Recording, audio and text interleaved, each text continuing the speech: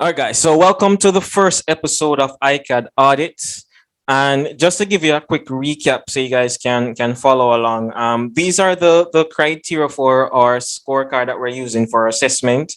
And the first one is: does the company clearly define and communicate their ICP? Two, do they understand the customer pain points? Three, in terms of their positioning and messaging, does it show differentiation? Four, do they show and tell their value proposition in terms of how they deliver value for their customers? And five, does their content strategy align to all four and also helps to drive their business goals? So let's just jump right in. So the first thing here, in terms of the heading, it says use your data to drive action. Okay, and then it says StrategyBox is the world's fastest growing customer journey mapping platform. We show you how your marketing drives sales, then what to do next to drive up results. All right. So from this first line here, I'm kind of getting a sense of who they are, what they do. They have a customer journey mapping platform.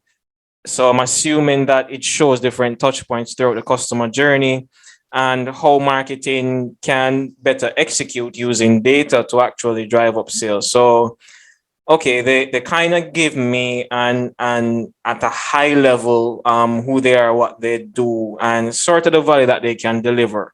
The next thing here is that they have a call to action, which says call Alex today. So it says join the tens of thousands of marketers who are growing by saving thousands of hours a year and seeing a click-through rate improve and seeing click-through rates improve 20%. All right. So again, they kind of talk about their value proposition, and it says tens of thousands of marketers. So I'm assuming that the people who they're targeting are actually marketers.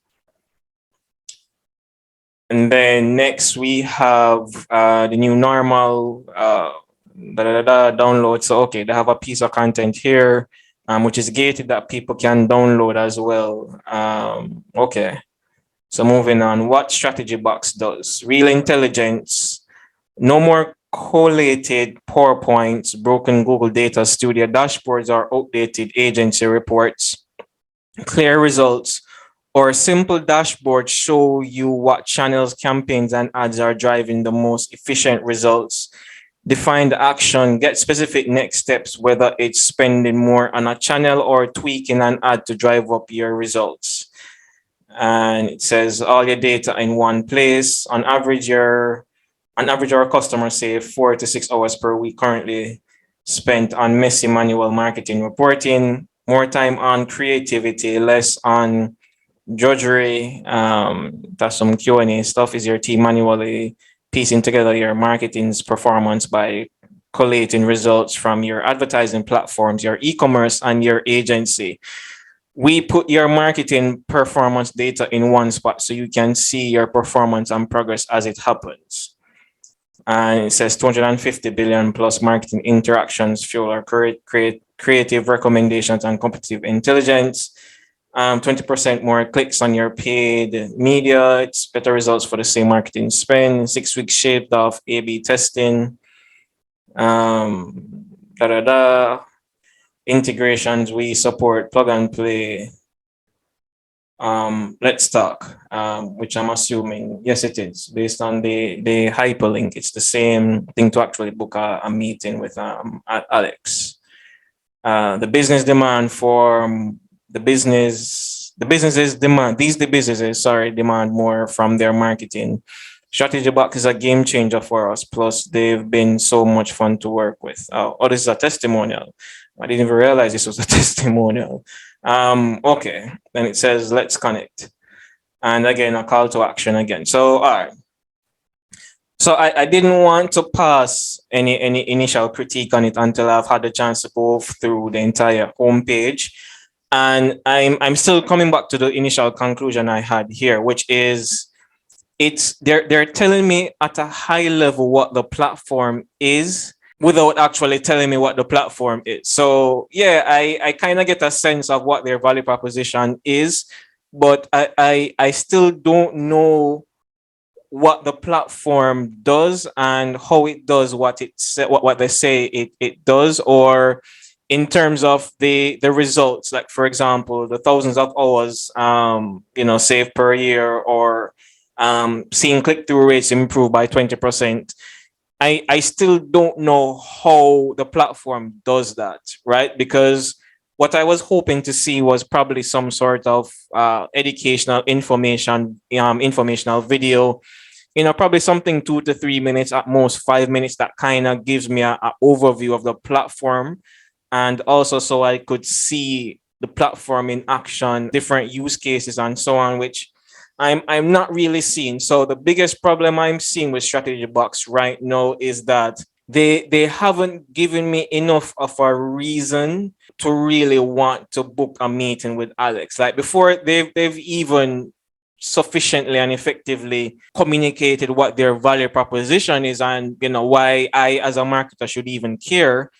They're already asking me to book a meeting, a call with Alex. So basically what they're trying to do, they're trying to force me to have to schedule a demo meeting with Alex, even though I haven't seen the platform yet and I still have no clue what it does, which can be a deterrent in a lot of ways. Because if I'm someone that's just doing research on different, let's use the how they define it, customer journey mapping platforms, then there isn't enough to really like that resonates with me or triggers me to say, hey, wow, I can't wait to learn more. I definitely have to book a call with Alex. Like there's nothing that excites me on the homepage that really makes me want to take that action to book a call with Alex. I mean, and anyone would know in terms of customer journey that your customers, they want to speak to sales as late in the customer journey as possible. Like I don't want to come on your website day one and right away you're telling me that I need to book a call with Alex without you even communicating to me clearly and effectively. Why should I even want to book a meeting with Alex? Like, what's your value proposition? So that's the first thing. Another thing is that it says, this is my assumption, just based on what I'm reading, that it's a platform for marketers, but it hasn't really specified like what type of marketers exactly. I mean, marketers, that's a very broad and generic term, because as we know, there are several types of marketers, and not necessarily every type of marketer would interact with a customer journey mapping platform. More than likely, it would be people who are executing on demand gen campaigns, or probably people in marketing apps who would be managing CRMs and managing different marketing technology in terms of collecting that data and sharing the insights with their team. So it would have been good if they actually specified that, like what type of marketer exactly is this platform for, because I would assume that it's not for everyone, and not every single marketer actually has a need for such a platform, depending on what job they're trying to execute and what role they hold within the company. All right, so this is all right, who we are. So let's click on that and see where that takes us. StrategyBox is the world's fastest growing customer journey mapping platform. We put the marketing data of retail, technology, and financial services companies in one place, then use AI to tell marketers what to do next to drive up sales. On average, we automate the 1,200 plus hours spent annually on manual marketing reporting, and drive up click-through rates by 20+% through AI-powered campaign improve. All right. So first of all, this is way too many words to say one thing. I don't see anything different on this page that they didn't already state on the homepage. So basically, all they're doing right here is just repeating what they already said. The only improvement I would say that they made is on this page, they specified which industries in terms of retail, technology, financial services, in terms of the specific industries that they're going after. But again, when it comes to targeting and really nailing your ICP, you want to be as niche and specific as possible, right? So again, even though they mentioned the industries, it would have still been good if they would have specified what type of marketers or which specific roles that would benefit most from a piece of technology like this. Our vision is to be the way marketing is measured in the next 4 years. or vision is to be the way marketing is measured in the next 4 years. All right, I'm not sure I'm clear on exactly what they're trying to say here.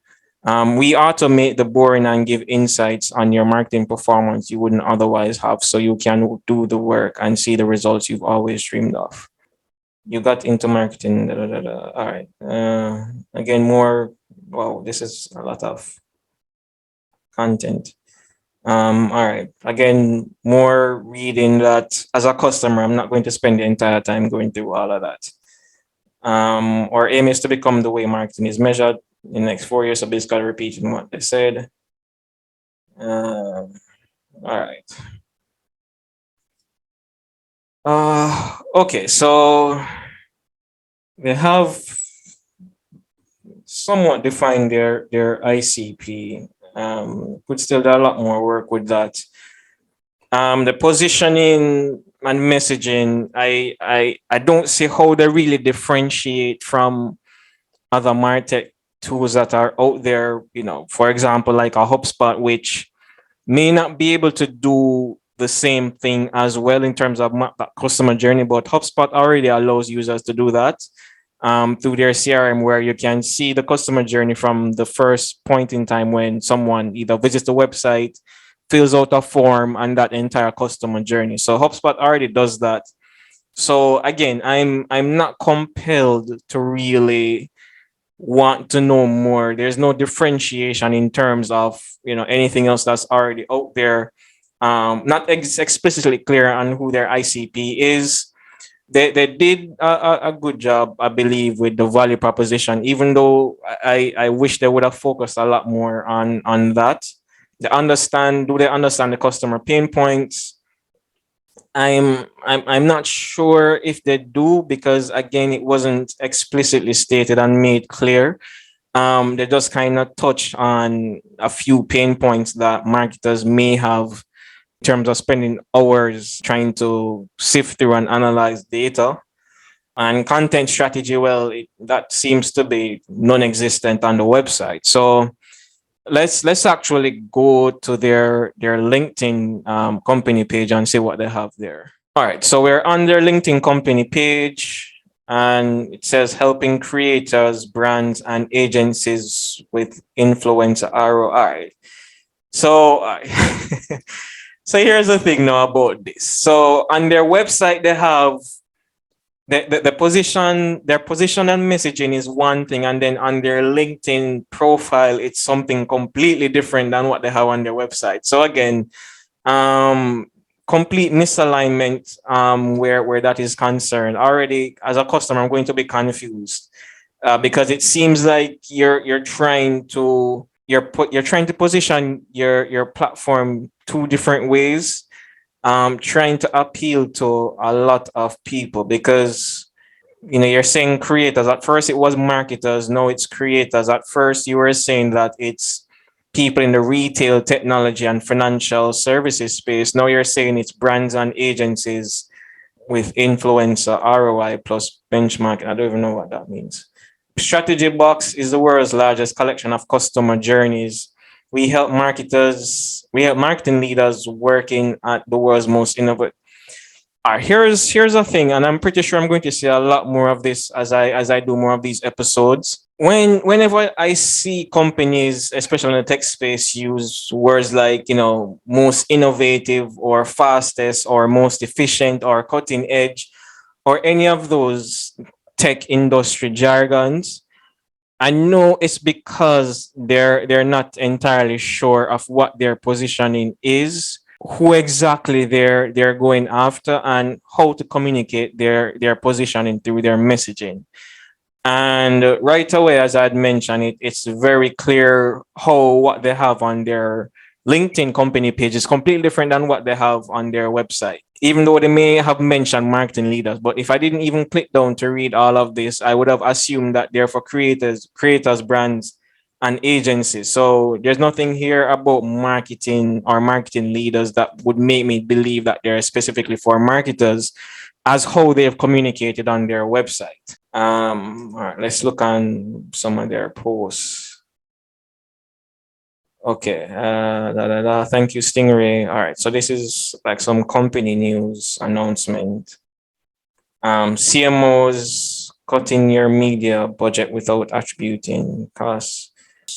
Have something here that they're hiring the one TikTok video and company news. So they basically have posted no content on their LinkedIn company page and no content on their website. So clearly they don't have a content strategy at all.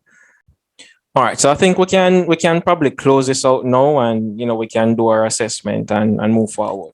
All right, so going back to our scorecard, let's go through the assessment for each one. So number one, clearly defines and communicates ICP.